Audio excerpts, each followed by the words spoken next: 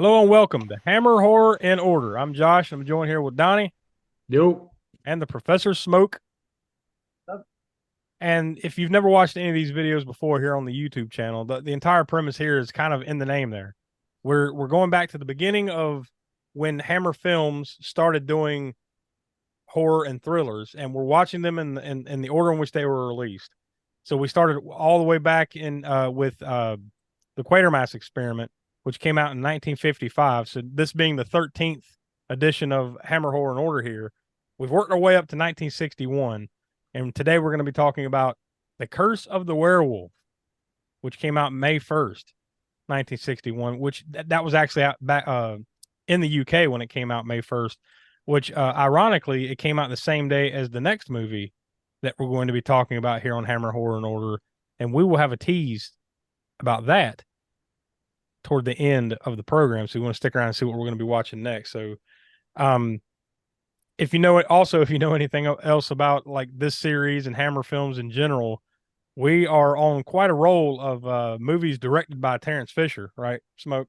I don't remember what the number is up to, but basically every movie since Curse of Frankenstein, at least, if not one before that. I think the last one that wasn't directed by him was all the way back on our fifth one, which was The Abominable Snowman. That was directed by Val Guest.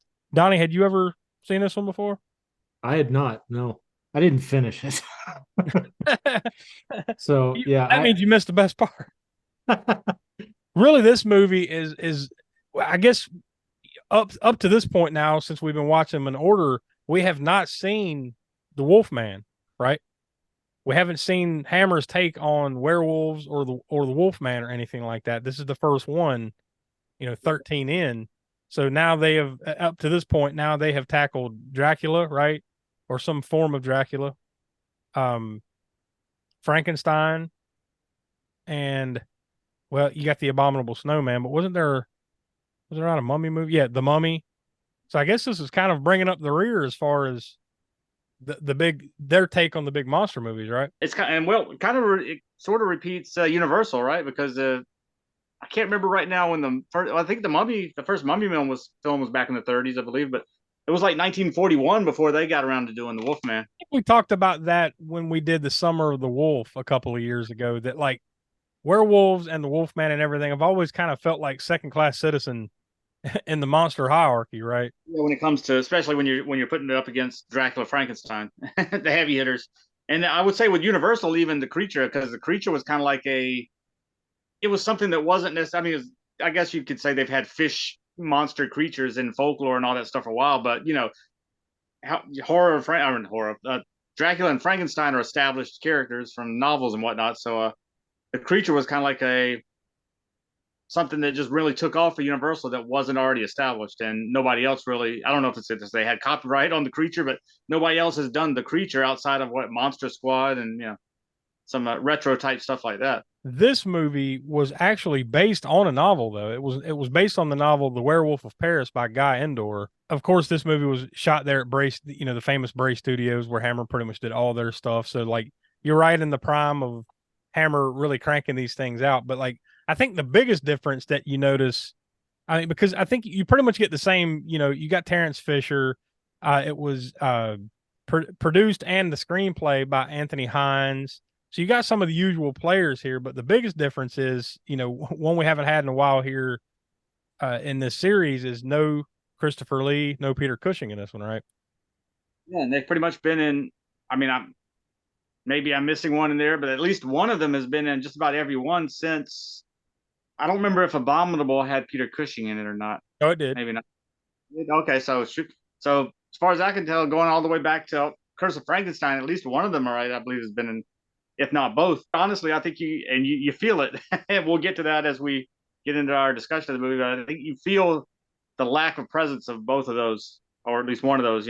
This one's really kind of a slow burn too, because it takes a while to get to the werewolf stuff. It takes a while to get, because you're just following terrible chain of events, really, that kind of leads up to it, right? Like, it's not necessarily like, yeah, it's an origin story, and then the rise and fall, so to speak, but it really just kind of like starts in a completely different way, and then just keeps changing as it goes along those first 30 or 45 minutes, right? With a beggar, and then he gets thrown into jail for no particularly good reason. A mute girl that is a servant girl takes pity on him, and helps him and feeds him and everything. And then eventually she does something that gets her locked up. She's thrown in the cell with him, and he, for lack of a better way of phrasing it, has his way with her. And then I guess immediately, he's gone. He immediately dies from a heart attack, I guess. And then she is pregnant with his child after she is like basically, beaten and runs away, right? She comes into the house of another couple, or not a couple, like it's I guess what would you call him, a rich guy. I don't know what the term would be for what he was, a baron or type of role. And he's got a servant of his, a maid, that is essentially kind of like, they become like her surrogate parents. And then she has the baby and dies. And now, correct me if I'm wrong, essentially the curse of the werewolf is because this baby, I guess, was conceived in a horrible way, and then the kid was born on Christmas or Christmas Eve or something. Is that the curse? A little bit of that type of. Now, I don't know the deep lore on that necessarily about the curse of the Christmas Day thing and all that. I mean, that could be from folklore and stuff going back, but it definitely changes it from, say, Universal's, because they had the whole gypsy curse thing and whatnot, and so there was a little bit more of a, I guess, tangible origin story there that you could. But of course, they can't. They weren't going to copy that formula necessarily. There was a lot of leaps here, though. Like there's a lot of story set up, a lot of lore that they kind of throw out there, but then there's big parts that like the characters just kind of leap to these conclusions. Like, I don't remember them ever setting up the only way to kill this thing is with a silver bullet, but they all just figured out really easily, Well, that part, I think, yeah, I guess they kind of went with the whole it being set back in this era and whatnot, that I guess people back then knew the whole werewolf folklore at the time, that it was common knowledge that it was a silver bullet to kill a werewolf, even though they don't necessarily make it known that's. But like you said, they just jump to it. Like, everybody already knows this, so I guess it's common folklore in the area or something. And just the fact that, like, all right, they realize once this kid that they, she has the kid, she dies. Now this rich man and the servant lady they're raising the child as their own. Once he gets to become an adult, or I guess once he's a young child, they realize something's wrong, right? And then eventually he becomes an adult and then he decides to go out on his own, which apparently going out on his own meant like, I'm just going to walk around the block and live. He's still living in the same village or whatever. I'm going to make it, see you later. And then just walks around the corner and gets a job. But that when he becomes a werewolf, right? I guess the curse, it seems like that his dad goes to this priest, and the priest instantly is just, oh yeah, he's a werewolf. There's no questioning. There's no trying to figure it out. It's just like, oh yeah. Considering the circumstances, he's definitely a werewolf. Another aspect of this movie that I absolutely loved is that no one in this movie made any kind of serious effort to actually sound Spanish. Yeah, we didn't. I don't think we ever even said that yet. But the movie takes place in Spain. Yeah. That it's supposed to be in Spain, but they sound like they're in 1875 London. Like all their accents are Victorian era London. And the only way you know it's Spain is two things. At the beginning, it says Spain. Yeah. But beyond that, occasionally they'll throw in a senor. That's it. Yeah. And it's So I very didn't see a whole lot of the movie, but I do remember that. I was like, hey, what? and the one guy, his name is Pepe, and like they have some Spanish names and stuff. Like the only indicators, and you got to be paying attention because I started paying attention about halfway through when I realized it, is that some of the clothes they're wearing, right, is like kind of like old Spanish clothing.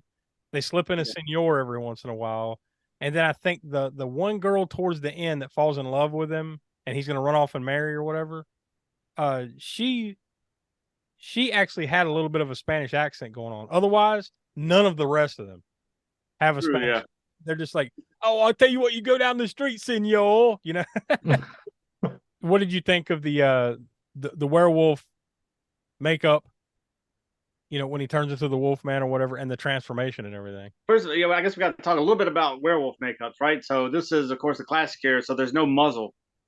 You doesn't have the elongated muzzle on the. That will come a little bit later. So I like the difference there. Like say we call it modern horror when we get to like what Howling and American Werewolf in London, and they were going for that more wolfish look. Yeah. With the snout and everything. I kind of like both. The transformation scenes are going to be what they are. They were kind of like the Universal. They hadn't really made much progress, if you will, between doing transformation scenes. It's just camera effects of putting a little bit of makeup on his hands and then cutting and put a little bit more makeup on the hands and then just dissolves and whatnot. And it's certainly well beyond a lot of gore, but there is in certain parts towards the end, there's a fair amount of gore in this movie, right? There was one very brutal scene I thought was the stabbing of the Marquise by the servant girl, the one that got impregnated and gave birth to Leon that would become the Wolfman. And when she got out of the dungeon, and right after she had been victimized by what's the name, the guy, whatever the vagrant guy was, right, that was in the dungeon originally. Beggar. Yeah. And then she, was sent up to the Marquise's room because we hadn't really talked about him, but he's a real typical tyrant Marquis. When I think of Marquis, I think of the Marquis de Sade or something. I mean, not that he's that, not that he's that over the top in this movie or whatever, but he's that type of taking advantage of his underlings or whatnot. And so he had sent for her to come up there, and then she came up, but she came up prepared with like whatever that was, some sort of spiked ornament thing. I don't even know exactly what it was, but whatever it was, she stabbed the shit out of him with it. Yeah. She stabbed him dead. Yeah, like quite a few times. For 1961, I was like, damn, that's pretty brutal. I mean, yeah. Between that and just a couple of the scenes of the werewolf tearing people up, man. I mean, like, up to this point in this series, like there hasn't been, I don't think, quite this much gore in these movies that we saw here. Yeah, they have been amping it up along a little bit, but this is probably the most so far. Yeah, like I mean, and you actually saw a good amount of blood and everything too. Not like the kind of the older movie cheap ass kind of oh, he's dead and you don't really see much blood or it's dark or something and that's it. No, you got some bright red pools of blood in a couple of scenes in this movie. Well, we came together beforehand, and like we've laid out here, Donnie didn't really get to finish the movie, so it was mostly me and Smoke that came up with the rating here. But I think it's a pretty fair rating as far as where it lands on our scale so far. So we're going to give this one 3 hammers. That's 3 hammers out of 5, which is still really good, but it's not top flight. It's no Curse of Frankenstein. It's not on that level, but it's kind of more, upper mid tier hammer, I feel. So I think if you've never watched it, you should definitely check this out at least once. Just don't expect, the usual kind of hammer feel because you don't have Peter Cushing. There's no Christopher Lee. I mean, you still get the hammer feel, but you've got a different cast of characters here, so that makes it feel a little different, if nothing else. And it is a little bit of a slow burn, but I think once you get there, there's some pretty good stuff here. So I think, in my opinion, and we, like I said, Smoke and I came together for that one. I think 3 hammers is pretty well justified. It's definitely a classic hammer that one that it's kind of not under the radar because people know about it, but it's not one that gets spoken of as much as the Frankenstein and Dracula one. So if it's one of those you've heard of it, haven't seen yet, definitely worth checking out. The next movie that we're going to be talking about here on Hammer Horror in Order actually came out the exact same day, so I'm sure it was probably a double bill or something like that. But because of that, I assume we got a completely different cast of characters and a completely different director and everything on this one.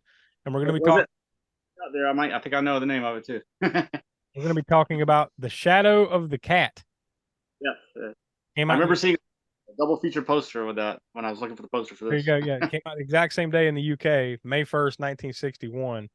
And that one was directed by John Gilling and stars Andre Morel. Come back next month. That'll be sometime in mid-November here on the YouTube channel to check that one out. Obviously, we've got tons of other series here on the channel, including Grindhouse, Gutter, and Video Vortex. So you don't want to miss any of that stuff. So go down there and like the video, subscribe to the channel, click the bell to be notified, and all that jazz. We appreciate you watching. Go back and watch all the other stuff. We got lots of cool stuff here on the channel. Our new episodes of the podcast, I should say, the All American Spook Show podcast, come out every Monday at 6 p.m. East, wherever you get your podcast, or also right here on the channel. And we encourage you to go visit aaspookshow.com. We call that the center of the Spook Show universe. So for Will, couldn't be with us, Donnie, the Professor Smoke, I'm Josh. We are the All American Spook Show, and we'll talk to you next month.